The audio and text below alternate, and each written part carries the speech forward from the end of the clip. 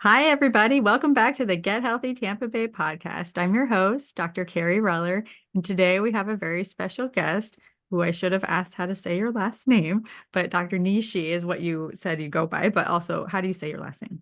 It's Bhopal. Bhopal. Okay. I should have asked that first. Sorry. Anyway, so do you go by Dr. Nishi according for Yeah, your Dr. patients? Nishi on Okay. social media. Yeah. Yeah, awesome. Okay. Well, welcome to the podcast. I'm so excited to hear a bit about who you are and what you do and share your expertise. Oh, thanks so much for having me. Yeah, no, I'm really excited to talk about sleep, which is one of my favorite things to discuss. So yeah, no, thanks so much for having me. So how did you, I guess, get into, I know you're a psychiatrist and sleep. So how did you get into all this? What happened? Yeah, so when I actually went to medical school, I thought I was going to be a pediatrician. I did not set out to go into psychiatry, and I didn't even know sleep medicine was a specialty that you could do. So, I'm in med school and I realized peds wasn't for me. And then I decided to do internal medicine. So I went down that whole track of applying for internal medicine residency. I got into internal medicine residency.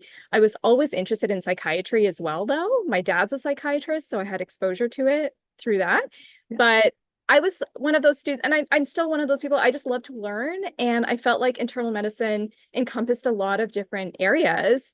And I had trouble kind of narrowing it down just to, one specific specialty. So I thought, okay, well, this is pretty general, and there's lots of subspecialties you can do. But when I got into my internal medicine residency program, I found myself talking to my patients about their mental health, their life, meaning, purpose. Did they enjoy their jobs? What was their relationship like with their families? And all of these kinds of things. And then I realized, okay, wait, maybe I should have done psychiatry after all. And so I ended up switching into psych after my intern year. Mhm. And during my psychiatry residency, I had a senior resident. Actually, I met the senior resident when I was in internal medicine, and she was going into sleep medicine fellowship. And I hadn't heard of sleep medicine before. I mean, I knew it was like kind of a thing, but I didn't know it was a specific fellowship that you could do. And so, I mean, this is way back when. Sleep is a lot more popular now, but that just kind of got me interested in learning more. And then as I was going through my psych residency, I was noticing how many of my patients were struggling with sleep because there is a relationship between sleep and mental health. And I felt like I didn't really have good tools or enough tools to help them. And then me personally, I'm someone who's always struggled with a little bit of sleepiness, like not insomnia, but hypersomnia, being sleepier than my peers. And, oh my gosh, I Me can tell you, too. yeah, totally. I know. And so residency was so hard because we're sleep deprived, right? At baseline. Mhm. So I really struggled. And then I saw my patients struggling with insomnia, hypersomnia, all other kinds of sleep disorders.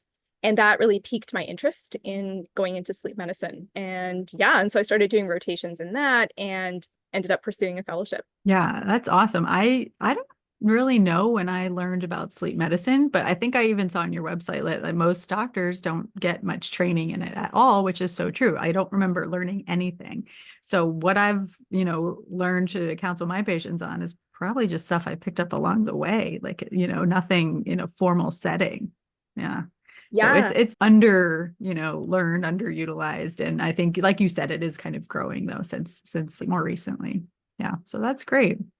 I also would say I'm like hypersomnia, meaning like I remember just being passed out in classes and every age, like from high school, college, like it's just I fall asleep, easily and always joke of the family that I'm narcoleptic, but I'm not. So we heard your story about how you got into everything. And then now you're really focusing on integrating the two of psychiatry and sleep. And you have a special framework that you were kind of alluding to. So can you tell us about that? What does that mean? Yeah, okay. Yeah, let's jump into that. So I call this the CSH framework.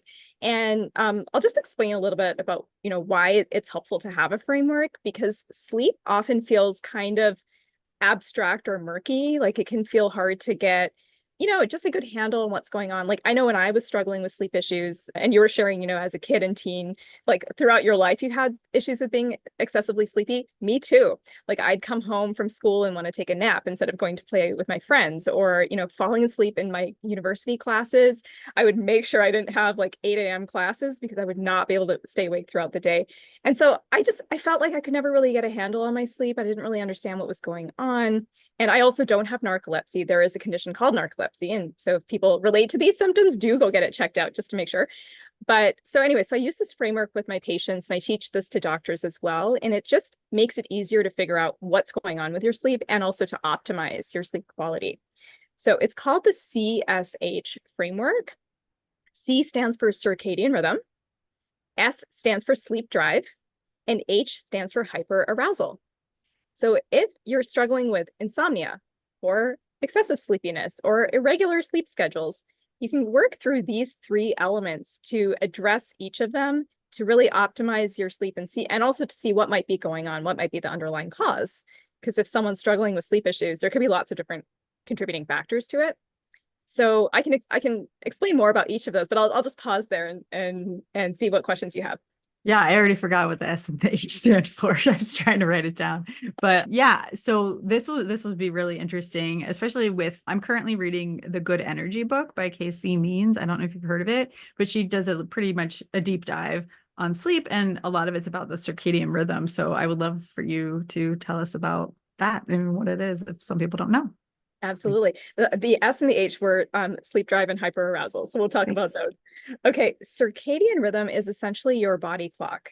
Every living creature on the planet has a body clock, right? Even plants. And it was actually, discovered with these plant experiments with plants that would kind of, close up their leaves at nighttime, even when they're put in a box, when they're not getting exposure to sunlight, and then open up their leaves during the daylight hours in these controlled experiments.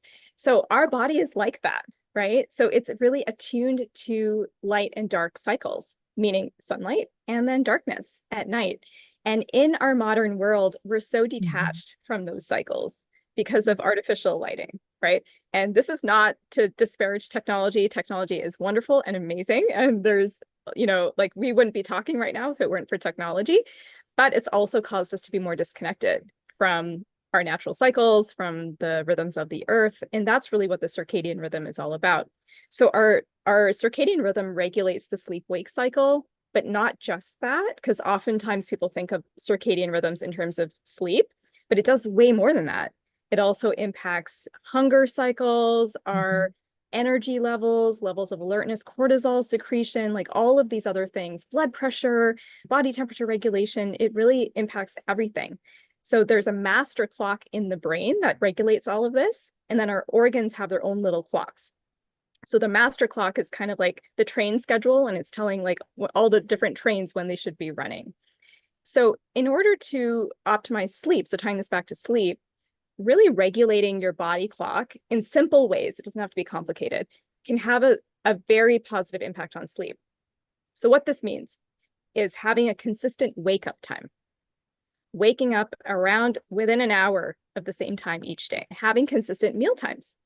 So having your lunch around the same time every day, having your dinner around the same time every day. And again, it's not going to be exact. We don't want to have too much rigidity around this. There also needs to be some flexibility, or it can create anxiety, but within about an hour. And then also regular exercise or times of movement. So regulating those three things: light exposure in the morning, having a consistent wake time, getting bright light, regular meal times, and regular physical activity can really set yourself up for good quality sleep at night. Can you elaborate on the light exposure part, that in the morning, that what you're supposed to do? Yeah, so light is one of the most powerful cues for the body clock. And we really want to exaggerate light exposure during the day and then exaggerate darkness exposure in the evening. So how we can do this practically is in the morning, the ideal thing to do is to go outside and get sunlight, natural sunlight, for a minimum of 10 minutes, ideally before 10 a.m. And you can go outside without sunglasses is really important. Yeah, because we want to get the full intensity of that bright light in the morning. And just to give you an idea, because patients will ask me, like, what if I just sit near the window? And that's helpful too, to open up all the blinds and curtains and get natural light. But to give you some more context around that, you can see, because we're meeting on Zoom right now, but if people are listening to the podcast, they can't see, but I'm sitting in a really bright room right now. But in this room, it's probably about 800 lux, maybe 1,000 lux of light intensity, LUX. If you go outside, I'm in California and it's really bright and sunny right now. If I went outside, that's about 100,000 lux of light intensity. right? So even though it feels really bright inside, it's actually a lot more dim than we think it is. So you want to go outside and get that bright light. Even if it's foggy, cloudy, it's not like a super bright sunny day, you're still getting a lot of light intensity. So you can still go outside and do that. Now, for people who don't have access to that, or let's say, you live in a place where it's like really harsh in the winter and you're just not going to go outside, then you can use a light therapy device. And so I have information on my YouTube channel about that, but that's where those devices can be helpful.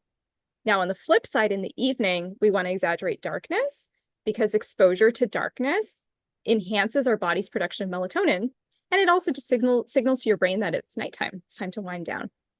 So what I recommend for this is to basically turn your house into a cave at night.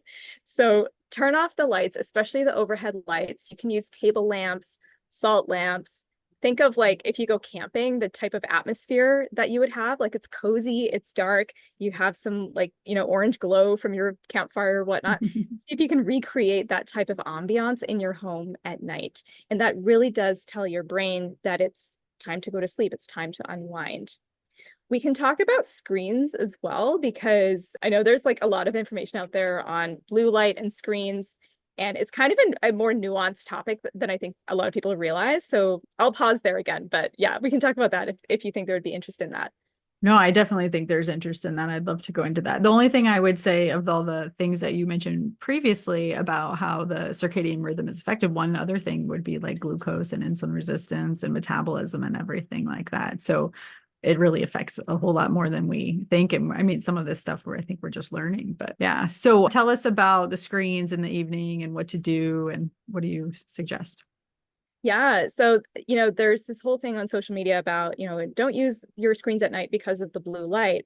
But actually, the data behind this is not as robust as people might think. This idea of blue light being quote unquote bad for sleep has really taken hold in popular science. But the studies show that exposure to blue light it might delay sleep onset by an order of like 3 to 7 or 3 to 9 minutes, something like this. So it doesn't have this huge impact that, we might be led to believe. Having said that, though, this doesn't mean that you should be on your phone scrolling Instagram right before bed. There's other elements at play. So one is the actual brightness of the screen. If you were holding a phone or a tablet, it's really not that bright. It's maybe like 80 lux compared to what a light therapy device would be emitting, which is like 5,000 to 10,000 lux. So it doesn't have that level of intensity. So that's one thing, but I still do recommend dimming the brightness on your screen if you are using it and using the night shift mode. All those things are helpful. I'm not saying not to use them, but just want to, shed some light, pun intended, on this issue. Dr. Michael Gradisar did a great podcast episode series with Matt Walker on Matt Walker's podcast. So if people want to take a deeper dive into the science on that, they can listen to that. But the other thing I want to highlight with screens is that it's not just about the light, but also the content of what you're viewing on the screen. So if you're scrolling Instagram, you're checking your email, you're doing work, you're on TikTok, all those kinds of things are very stimulating for the nervous system and stimulating for the brain. And we really want to focus on allowing our brain to relax and rest in the evening. And doing these things on our screens is not helping with that. So we want to be really mindful about what we're doing in the evening. So some of my patients will ask me, well, what about watching TV? Is that okay? And again, it depends. It depends on what you're watching. If you're watching true crime dramas, probably not so good, right? But if it's something that helps you relax, it's an enjoyable show, maybe you've even seen it before and it's not going to get you sucked into the storyline, but it's just something that helps you unwind, then it actually might not be so bad. And in fact, for some people, if they do tend to have a racing mind or a lot of anxiety at night, sometimes it can even be helpful to watch a rerun of, Friends or, whatever show they enjoy and they find, relaxing and comforting. So there's more nuance here. But yeah, so I invite people just to start to pay attention to how these things affect you personally, because there's no one blanket statement or recommendation. Yeah, no, that makes sense. I mean, certainly the content is a big thing. Like any of those, I don't know, scary things can make you, have thoughts and keep you up and things like that. So that makes sense. Very good points. Okay. Was there anything else that you wanted to say about the circadian rhythm component or anything like that? Let's see. So I think, yeah, so regularity is really key with this. Mhm. The other point is, we talked about consistency of the wake up time. What about consistency of bedtime, right? And Yes. patients will ask me about that. Well, should I go to bed at the same time every night? Again, it depends. For people who struggle with insomnia, that can start to create more rigidity and anxiety, and it can actually Mm. feed into the insomnia. So you have to be mindful of that. So having a little bit of flexibility with bedtime, meaning don't get into bed until you're sleepy, right? It sounds Mhm. common sense, but I see this all the time where people might think, okay, it's 10 p.m. I need to get into bed, and they're not sleepy yet. And now they're tossing and turning for another hour, hour and a half. And that can actually feed into insomnia. So you want to get into bed when you're sleepy and you're tired. And the signs of that are your eyes are heavy, you're yawning, you might find that your head is starting to nod, that type of thing. That's when you want to get into bed. For people who don't struggle with insomnia, then, getting into bed, maybe reading a book or something like that. Yeah, that nothing wrong with that. That can be helpful, but just again, be really mindful about how these different behaviors impact you. Yeah. Any comment about like social jet lag that alters these time frames? Oh, that's such a great question. Yeah, I love that question. So social jet lag is essentially it's the same as jet lag, same kinds of symptoms, but we get that without traveling. And it happens when we have a different wake time on weekdays versus weekends, or, just inconsistent wake times across the week. And you'll see this a lot with students. I know that I struggled with this a lot when I was in university, and then, of course, in residency and in medical training, where, if you're getting up at, say, 6 a.m. on a weekday, and then let's say 9 a.m. on a weekend, that's a 3-hour time difference. So it's like you're flying from San Francisco to Tampa every Mm. weekend, right? And back. And then it creates this jet lag effect. And so people feel tired, foggy. You might feel hungry at weird times. You might have low energy, and you don't have the energy to exercise, or it's hard to focus and concentrate. Or some people get physical symptoms like headaches or nausea, or just general aches and pains, fatigue, those kinds of things. So yes, having that consistent wake time can combat the effects of social jet lag. Mm-hmm. I feel like the people most vulnerable to this are the teenagers, who need more sleep, but school is like starting at 7 or 8 a.m. and they're just not ready for that early start time because they're still sleep deprived. It's really tough, I think, for our society even to alter those times, but they definitely suffer. It's tough to see when I'm watching my nieces and nephews who need more sleep. Yeah. Absolutely. And there's actually a whole movement in the sleep medicine world to delay school start times because of Mhm. that. Our school moved up 5 minutes this year. I was like, why is that happening? We barely make it on time already. The wrong direction. Yeah, exactly. I wasn't happy to see that. Well, I think these are all really awesome points. Why don't you tell us a little bit about the sleep drive? Great. Sleep drive is essentially your drive or your pressure to fall asleep. So it's kind of like hunger. Another way to think about it is like sleep hunger. So, when you go to bed at night, you want to be hungry for sleep. And how we can increase that sleep drive or that sleep hunger is, one, to be active during the day. The longer, or not the longer, but the more active we are, and then the longer that we're awake, we actually start to build up a neurotransmitter called adenosine. And adenosine is what makes us feel sleepy at night. It's one of the things that makes us feel sleepy at night. It's a neurotransmitter that builds up. And then as we sleep, that neurotransmitter adenosine gets washed out of the brain. So those levels decrease, and then they build up again in the morning as the day goes on, and then we go to sleep and it washes out. So adenosine, we want to build up by having physical activity throughout the day. And this doesn't mean that you have to be training for a marathon or anything, but just being up and about, that non-exercise activity, neat Mhm. activities. So being active, also minimizing naps. Now, naps can be helpful in certain cases, and we can look at that too. But you can think of naps as like sleep snacks. So if you are having too many snacks during the day, you're not going to be hungry for dinner. Sleep is like this Mhm. too. If you're too sedentary, or you're taking naps, especially prolonged naps during the day, you're going to be less hungry for sleep at night. So to increase the sleep drive, we can minimize those naps. However, there's a time and place for naps, which we can look at as well. And then with sleep drive, we also want to be mindful of caffeine, because Yeah. caffeine blocks the adenosine receptor.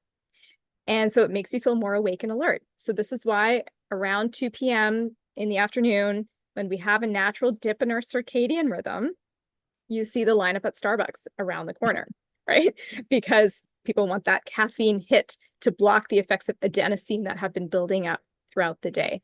And so caffeine can impact the adenosine and then, of course, have a negative impact on sleep.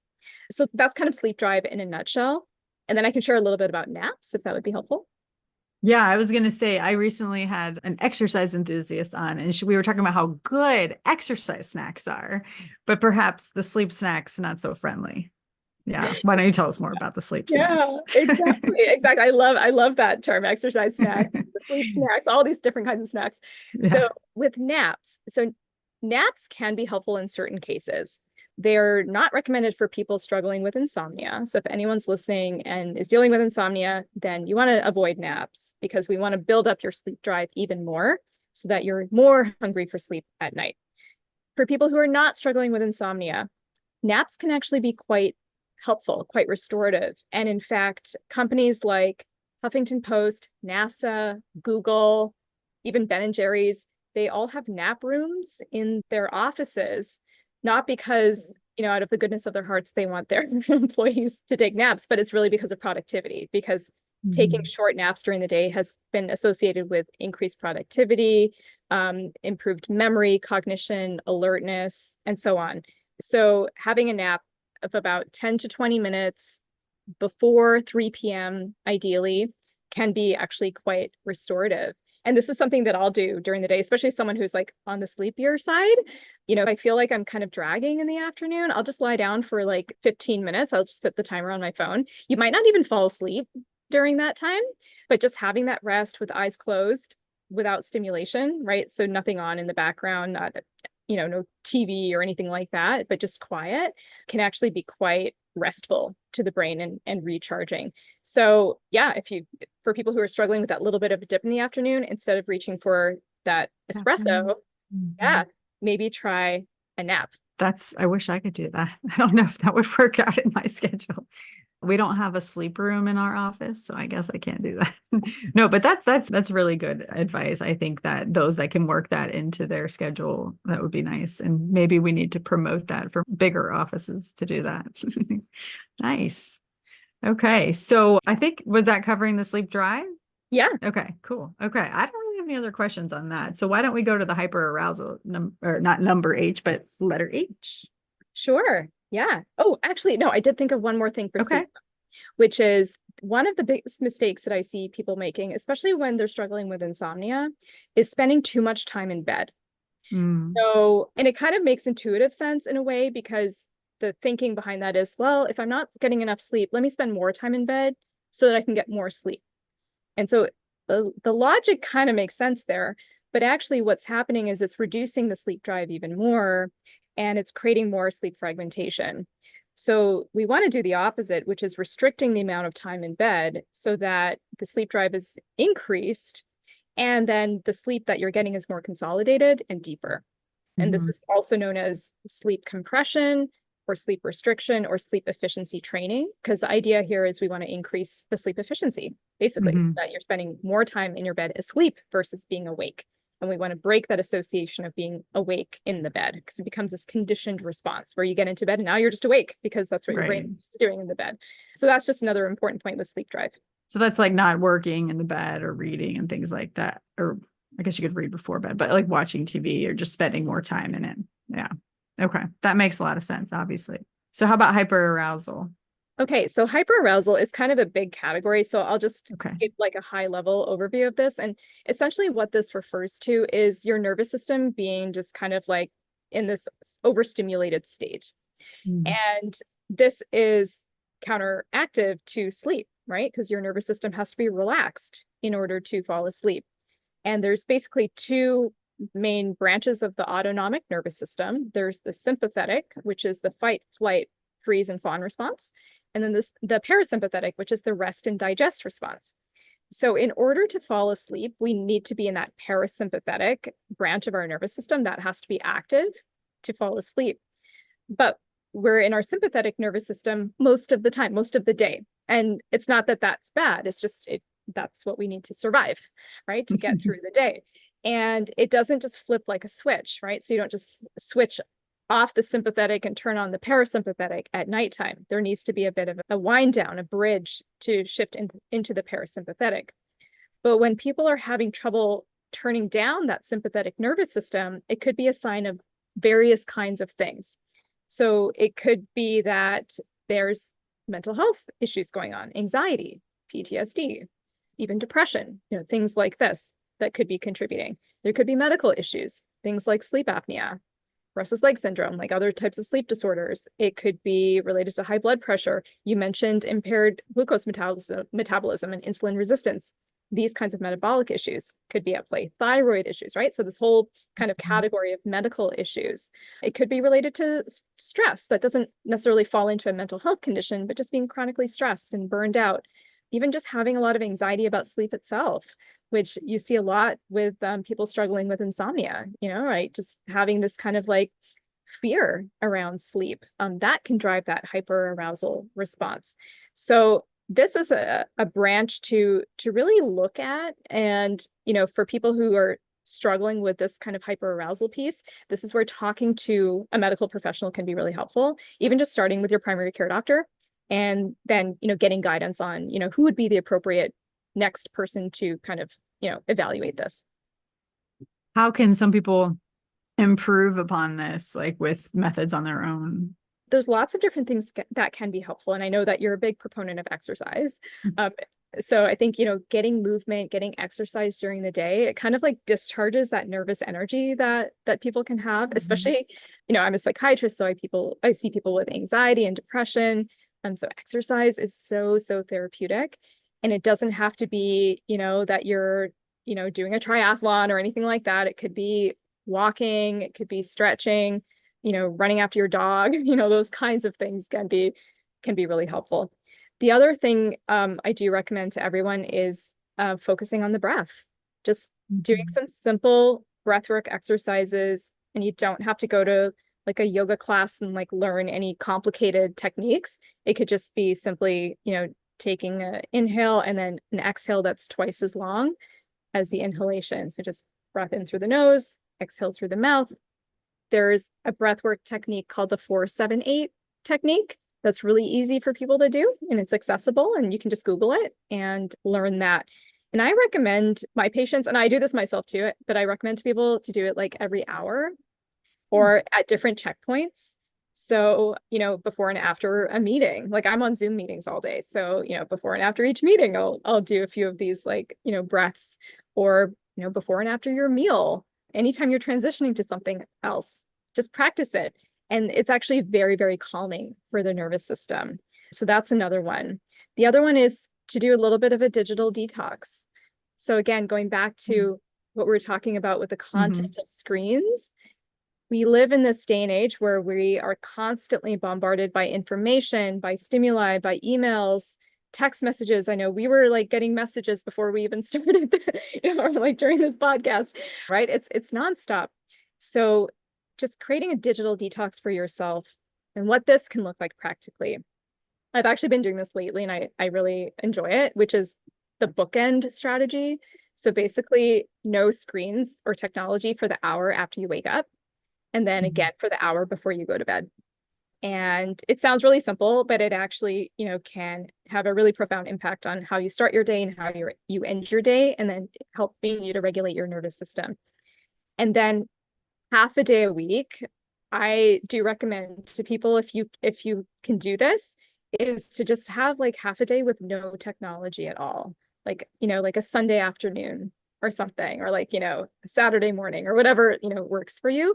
And instead go outside and, go for a hike, go for a walk, go to the beach, or, do some gardening or whatever it is. But to go outside without screens half a day a week, oh my gosh, it can really, really do wonders for the nervous system. I'm trying to think if I do that or not. Sometimes I do, sometimes we don't, but my husband's way better at that than I am with the no technology. So, I mean, I definitely think it's doable. I feel like you have to be intentional about, or I would have to be intentional about it. So I think that that's really good. And then what else do you say? The breath work. I haven't heard of the 478, but I've heard of some other versions of that. And I know you mentioned yoga. I think you had some yoga background or something like that as well, where you kind of learned some of these things to help you sleep better, right? Yeah. And I often, like you said, like tell my patients exercise, isn't for losing weight. It's, for mental health, bone health, all these other benefits and not necessarily, we're focusing on the weight thing. So totally agree with that. It's really important and it helps for better sleep too, right? So it improves the quality of the sleep as well, which we didn't really discuss as much, but that's okay. And then I guess with your framework, was there any other things that you wanted to add before we dive into something else? So yeah, so what I would recommend is, so that was a lot of information, right? Mm-hmm. And so it can feel overwhelming when you hear this and you're like, oh my gosh, there's like all these million things now I need to look at. So just keep it simple and just take a step back. And so again, for anyone who is either struggling with insomnia or you're sleepy and tired all the time, or you just want to optimize your sleep, just go back to CSH. Okay, where do I think I need to focus? Maybe I need to focus on my circadian rhythm if my sleep schedule's all over the place, right? Mm-hmm. Or maybe I'm spending too much time in bed, right? And maybe I need to focus on my sleep drive and increasing my sleep hunger. Or yeah, my nervous system's active all the time and I find it hard to relax. Maybe I need to focus on that hyperarousal piece, right? So just checking in with yourself. And I love that you mentioned being intentional about it. So just Mm-hmm. checking in with yourself to see, okay, where do I want to start? Or what even feels feasible, right? Maybe I'll just start with getting bright light. So I recommend just picking one thing that is Mm-hmm. feasible for you. There's no one right answer, but just choose the one thing that feels doable and start with that. And then you can start to layer in other things. And again, I also want to emphasize that if you're doing all of these things and you're still struggling, don't hesitate to go talk to your doctor about it and get a referral to a sleep specialist. We do exist, right? And we're here to help. And, sleep medicine is a field that, is able to help people with this. Sleep issues are highly treatable, right? So Mm-hmm. don't hesitate to go and talk to somebody if you feel like you're doing all the things and nothing's working. Yeah. We also at our practice we offer health coaching, and one of their coaching parameters or whatever you want to call it is sleep. So sleep, exercise, nutrition, and stress. So, I mean, that's certainly an option too. And then, if we are needing to upgrade to anything else, I think that's helpful. Honestly, I'm not sure exactly what each coach learns. So it would be nice for me to know that. But I think that they're, perfectly capable of helping coach. And I think, like you said, keeping it simple is probably one of the best things to do to not overwhelm them. So change one thing until you got it down, don't move on to the next kind of thing. Did you want to talk about sleep anxiety and what it is and how common it is? Yeah, sure. Okay. Sleep anxiety, you'll see this a lot with patients who are struggling with insomnia. And it's one of these things where it starts to perpetuate the issue with insomnia. So, insomnia is defined as difficulty falling asleep or staying asleep at least 3 nights a week for 3 months or longer. And almost everyone experiences some form of acute insomnia, like, just briefly time limited insomnia at some point in their lives, right? Like, I know I have. I've had times Mm-hmm. where, I just haven't, I've had trouble with sleep for a variety of reasons. And it's normal, right? And sleep fluctuates from night to night. So this idea that we have to get 8 hours of sleep every night is it's actually not true. But what can happen is I think that like in the sleep field, there's so much talk about sleep now on social media. There's all these influencers talking about sleep. Matt Walker's book, Why We Sleep came out, and there's a lot of interest, which Mm-hmm. is wonderful. And at the same time, I feel like sometimes it's done a disservice to people because now there's a lot of fear of, oh my gosh, if I don't get enough sleep, I'm going to develop all these horrible health issues Mm-hmm. down the line, right? I'm going to have like cardiovascular disease and dementia and stroke and all of this stuff. And so now there's a lot of fear and anxiety that's wrapped into not getting enough sleep. So I think, one, just recognizing like, what is your relationship with sleep? How do you think about it? What's the fear around it? I'm just starting to get, just to tune in with yourself about that. looking at the hyperarousal piece that we had explored, is your nervous system dysregulated? And then starting to do some myth busting around sleep as well, right? So like, you don't have to get 8 hours of sleep every night. It's okay to have nights of insomnia here and there. Actually, that means your nervous system is doing what it's supposed to do, right? We've developed to have insomnia now and then. It's protective, actually, right? So kind of reframing your relationship with that. And even just noticing the thoughts that you have first thing in the morning, because I'll have patients who'll, they'll wake up in the morning and go, oh my God, that was a horrible night of sleep. And now I'm not going to get through my day. And oh my gosh, what if I don't sleep again tonight? And that just feeds into the whole cycle versus reframing that to, okay, yeah, I'm just kind of tired today. I didn't get a great night's sleep last night, but that's fine. I'll get through my day. I've done it before. I'll probably even sleep better tonight because I'll, be more tired, right? So it just takes the fear out of it. There's lots of apps out there that can actually be helpful with working through that process. Like CBTI Coach is one of them. It's free. It was developed by the VA. Insomnia Coach is another app developed by the VA that's free. So people can use that to help guide them. And then of course there's, specialists like myself who are trained in helping people kind of navigate this if it feels like it's, out of their hands. I haven't thought about it that way. Like, oh gosh, you didn't get 8 hours. Like, why would anybody be, I don't know, afraid? Or I guess it makes sense that they were kind of perpetuated. But yeah, realizing that it's okay, maybe I'll just get more sleep the next day is really helps, I think, kind of like you said, reframe it. So that's important. I've heard of those apps. I mean, I think that with the components that you're referring to, I think that the patients can realize that, okay, it's okay not to get enough, the 8 hours or 7 to 9 hours, whatever is recommended. So I think that's really helpful to know that that's okay. I don't really get anxious about that. Like if I don't get sleep, but I've never thought about it from like someone who is struggling to sleep at other times, right? So what sort of, I guess, integrative and holistic approaches do you take with helping people improve their sleep? Yeah. So, I like to kind of look at the whole body, right? It's kind of a whole body approach. So, that's what integrative, the integrative approach is really about, which is, looking at the mind, looking at some of these thoughts and, other factors, the hyperarousal, the nervous system, but also exploring nutrition and gut health. And, you mentioned blood sugar dysregulation, because that can be a cause of sleep issues or sleep disturbances for people, especially if they're waking up in the middle of the night and they're having trouble getting back to sleep and you're not really sure, what's causing it. They're not necessarily waking up with anxiety or things like that.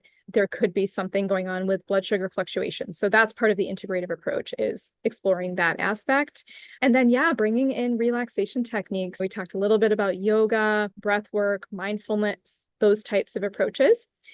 In some cases, supplements can be helpful. I say that with a little bit of hesitation because I'm not a proponent of people relying on supplements or medications for sleep, because it can actually take away your sleep confidence, where now it can feel like, oh my gosh, I didn't take my melatonin tonight, so I'm not going to be able to sleep, or I didn't take my, sleepy time cocktail or whatever it was.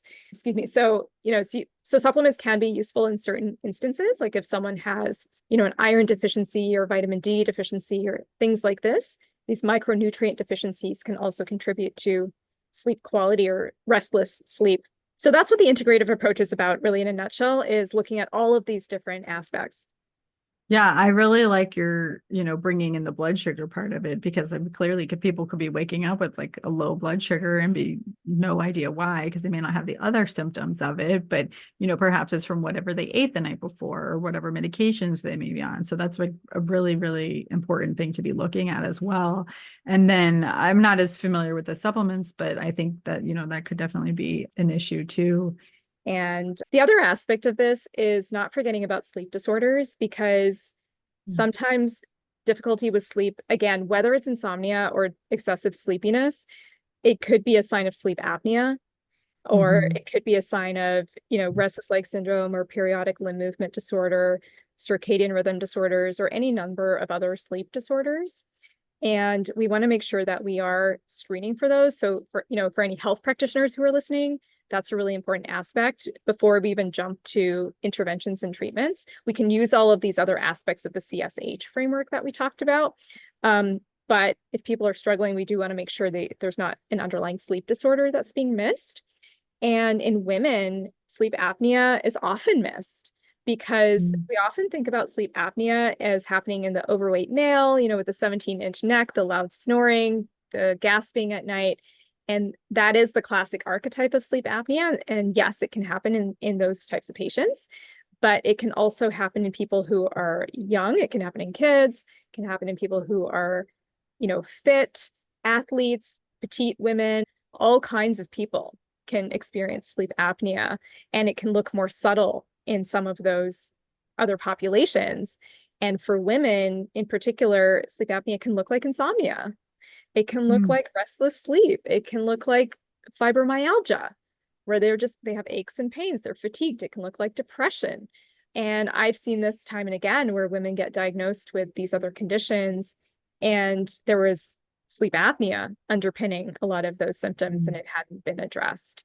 So I just wanted to highlight that because it's something that I see a lot in my practice that, many of us might not be thinking about. Do you find that sometimes you have trouble getting approval for patients who don't fit that standard criteria of sleep apnea? Like trouble getting approval for their sleep test? Yeah. So for physicians, if you're referring your patient for a sleep test, you just have to be very specific with what you write on that referral. So indicating that you're ruling out sleep apnea for these reasons. And some of the reasons are unrefreshing sleep. So they might not have loud snoring, but unrefreshing sleep, disturbed sleep, excessive daytime sleepiness, these types of things are all symptoms. So you just have to be, very specific about including that on the referral. I remember what I was going to say earlier, and it was back about the nutrition standpoint. And you were talking about finding things that maybe they shouldn't be eating, perhaps, or something like that, that might affect their sugars and wake them up. But I was thinking also there are some sleep inducing type foods, like, right, there are, aren't cherries and pistachios supposed to be good? And what other sort of things would you say that is good for the evening hours, or that help induce melatonin and things like that? Yeah, it's such a great question. So there's some evidence for things like tart cherries, kiwi, milk that could, potentially help with melatonin secretion. However, I think there's just not enough data on that to make a clear recommendation. And I saw one study where it's like you have to eat so many pounds of cherries to even get like a natural, like, detectable amount of melatonin. However, having said that, there is data showing that eating high fiber foods actually increases deep sleep, deep slow wave stage 3 sleep. So what I do recommend to people is before bed, about an hour before bed, to have a high fiber snack, especially if they are waking up in the middle of the night. And if that could be related to low blood sugar, having that high fiber snack can be really helpful. Examples of high fiber snacks would be things like, these things you just mentioned, cherries, nuts, a handful of walnuts. It could be some vegetables and hummus if you want something more savory, apple with nut butter. That type of thing can be helpful for stabilizing blood sugar and increasing that deep sleep. On the flip side, some studies have shown that diets that are higher in processed sugars reduce deep sleep, have a negative impact on sleep quality. Not surprising. No surprise. Yeah. Yeah. I think I found myself getting nervous eating pistachios in the morning with my yogurt because I'm like, oh no, am I going to fall asleep and pass out? Yeah. But that's good to know, especially with the cherries, because they're in season. So I've been having them for some snacks, and I'm like, oh gosh, am I going to pass out? But yeah, no, I have just also, heard that there's some of these things are good for sleep. And I think some of the supplements as well. Could you give us some examples? Yeah, sure. So there is a time and place for supplements, and I do use them strategically. So I'm not a fan of like just going to CVS and like buying a bunch of like, sleep supplements, sleep blends, and testing those out, because we want to focus on like the root cause of what might be going on with sleep. Having said that, though, there are some things that can be helpful. So in some people, melatonin can be helpful in certain populations, right? So I'm just kind of carefully like couching that, because there are indications for it for circadian rhythm disorders. Certain medications can actually reduce the endogenous secretion of melatonin, like certain beta blockers, some SSRIs. can actually do that. So in those populations, sometimes supplementing with melatonin can be helpful. But melatonin is really a body clock regulator, so it helps to shift the circadian rhythm. So it can be helpful in those cases of like social jet lag and the adolescence that we were talking about in a strategic, timed way. Other supplements that I often recommend include magnesium. So many of us are deficient in magnesium for a variety of reasons. And even though magnesium is not necessarily like a sleep aid, there's actually limited data on its use in sleep, even though it's, again, one of those things on social media that everyone's talking about magnesium for sleep, just like blue light, but there is limited data around it. However, I have a low threshold for recommending magnesium because it has so many benefits, right? And many of us are, like up to 70%, I think, of Americans are deficient in magnesium, according to some studies. So that's another one. And then a third one I'll just share is called L-theanine, which I might recommend sometimes for people who are struggling with anxiety and some of that nervous system hyperarousal, because it can be calming. And again, it's not a sleep aid, but it can support people who are struggling with anxiety, and it's usually pretty well tolerated. But of course, for anyone considering taking these, do talk to your healthcare practitioner, talk to your doctor to make sure it's appropriate. Yeah, absolutely. Want to discuss with your primary. I actually take magnesium. I'm not really sure if it's for migraines or sleep, but I don't know. I take it. It works well, but I don't have any problem sleeping, as you might have known from this conversation. Yeah. But those are helpful. And I think I've heard of L-theanine as well. And I think obviously melatonin, and we don't have to go into it, but I know there's a big, a lot of people that use them in their kids and things like that. But that's, I like you mentioned earlier, like starting a medicine or even a supplement, I don't want patients to rely upon those things. So I'm like, please, let's like hold back and try some other things first before at all, just boom, throwing a medicine, because they're likely not to come off of it. Yeah. Exactly. Yeah. And then one last quick thing about supplements is quality does matter, because sometimes people will ask me, like, what if I just get it from, whatever, Walgreens, Target, or whatnot? Or is it better if I get it from like, one of these more expensive, like online brands? And again, the answer here is it depends, but quality does matter. So I do recommend looking out for a third-party tested supplement. You can find those at Walgreens and Target. They do carry third-party tested brands. I have a video on my YouTube channel about this as well, but it is important. And there was actually a study in JAMA and in the Journal of Clinical Sleep Medicine about melatonin quality, and pretty alarming statistics there. So again, people want to look into that. You can read what they found. But for anyone taking melatonin, especially if you're giving it to your kids, be careful with the brand, because just in a nutshell, some of the studies found that some of those supplements didn't even have melatonin in them, and they had CBD or serotonin or like other things in them, or they had multiple fold the amount of melatonin that it said on the label, like way more than what you think you're giving to your kid. So quality does matter. Yeah, that's concerning. Thank you for that advice. That's really important. Well, I think we've talked about so much. I didn't know if you wanted to tell us about your course for practitioners. Sure. I can share about my course. It's called the Holistic Sleep Reset, and this is open to anyone who wants to dive into holistic ways to basically, optimize your sleep and, address some of these sleep issues that we talked about today. And it does bring in all these different integrative elements that we've discussed. So the circadian rhythm, sleep drive, addressing hyperarousal with mind-body practices. We talk about nutrition. We talk about bedroom optimization, creating an environment that's conducive to sleep, and so on. And it's self-guided, and it'll walk you through the steps. So that's available to anyone, called the Holistic Sleep Reset.